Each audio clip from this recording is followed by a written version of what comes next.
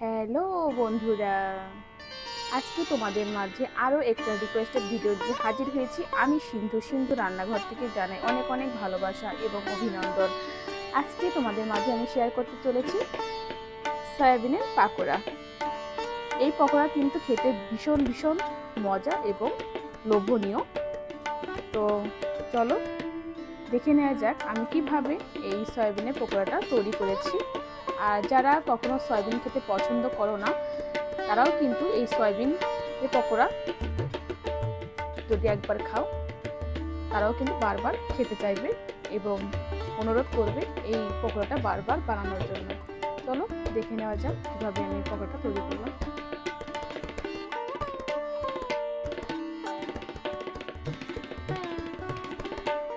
বন্ধুরা, আজকে আমি সয়াবিনের পাকোড়া করে তোমাদের দেখাবো। এই জন্য আমি জলটা ফুটিয়ে নিয়েছি এবং সয়াবিনগুলো দিয়ে দিব।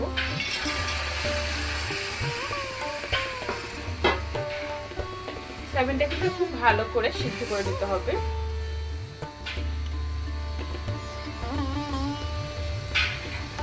আমি দেখিয়ে দিব কিভাবে সিদ্ধটা করবে।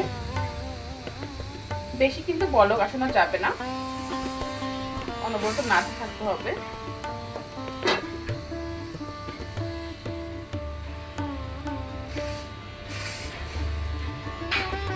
আর গরম জলের মধ্যে এই সয়াবিনটা রাখলে কিন্তু সিদ্ধ হয়ে যাবে। দেখো ফুলে ডাবল হয়ে যাচ্ছে।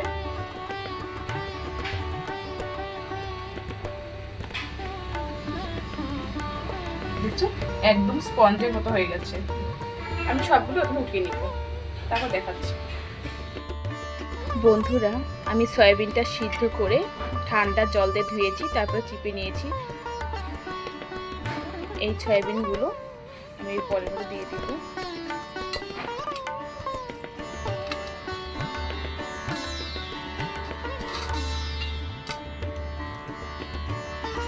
কাঁচা লঙ্কা কুচিটা দিয়ে দিলাম। এই সয়াবিনের পকোড়া কিন্তু খেতে দুর্দান্ত।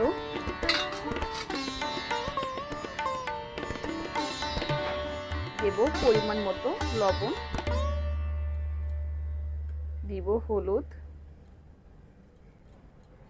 দিব সাম্বার মশলা, দিব শুকনো লঙ্কার গুঁড়ো হালকা, দিব জিরার গুঁড়ো, দিব চাট মশলা, দিব হিং। এখন সব কয়টা উপকরণ মিশিয়ে নিব।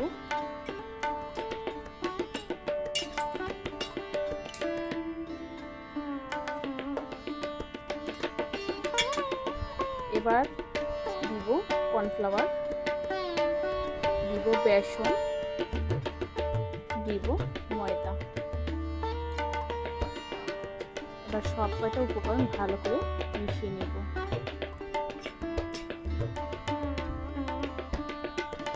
এবার আমি সামান্য জল দিয়ে এটা পুরোটাই তৈরি করে ফিরে আসছি। বন্ধুরা, আমার এখানে কোনো জল লাগেনি, আমি ভেবেছিলাম জল লাগবে, তো সয়াবিনের মধ্যে জল ছিল, এই জন্য এক্সট্রা জল দেওয়ার প্রয়োজন হবে না।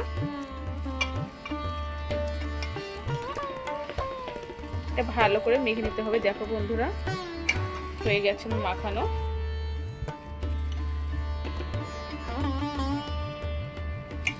এখন চলো ফ্রাই করে দেখাচ্ছি। বন্ধুরা, আমার ব্যাটারটা গোলা হয়ে গেছে, দেখতেই পাচ্ছ কত সুন্দর হয়েছে। আর যেহেতু এই পাকোড়াটা একদম ছোটো ছোটো হবে, সয়াবিনটা একদম ছোটো ছোটো, সেহেতু কয়েকটা নিয়ে আমি পাকোড়াটা বানিয়ে নিব।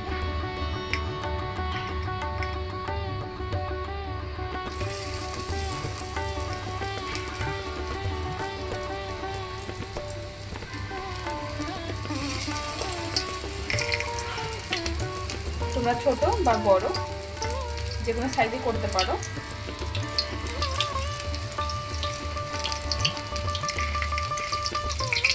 আমি একটু বড় সাইজে করছি। তোমরা বিভিন্নভাবেই এই সয়া পকোড়া করে খেয়েছো, খেতে হবে, একবার ট্রাই করে দেখো। আর বন্ধুরা, এটা একটা রিকোয়েস্টেড ভিডিও আবার বলছি,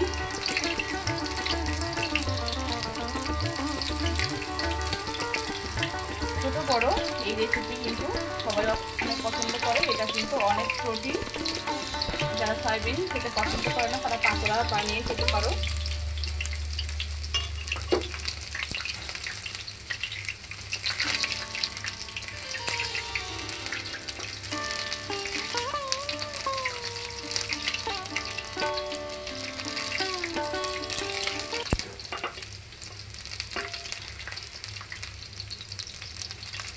আমি ভিডিওটা স্কিপ না করে তোমাদের মাঝে শেয়ার করার চেষ্টা করছি।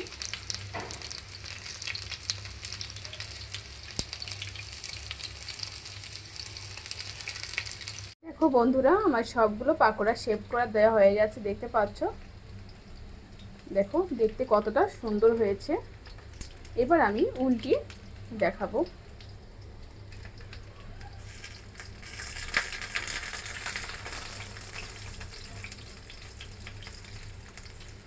আমি সবগুলো উল্টিয়ে তারপরে দেখাচ্ছি। দেখো বন্ধুরা, আমার সয়াবিনের পাকোড়া এক পাশটা উল্টে দিয়েছি, দেখতে পাচ্ছ কত সুন্দর হয়েছে। কাছে থেকে দেখানোর চেষ্টা করছি। দেখো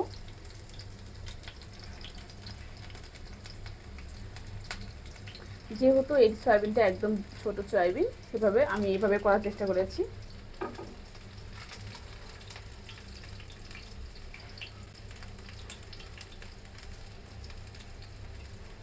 এটা কিন্তু খুব ভালো করে ফ্রাই করতে হবে বন্ধুরা।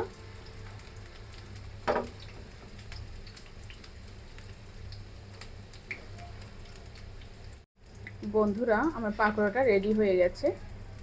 এবার আমি উঠিয়ে নিব।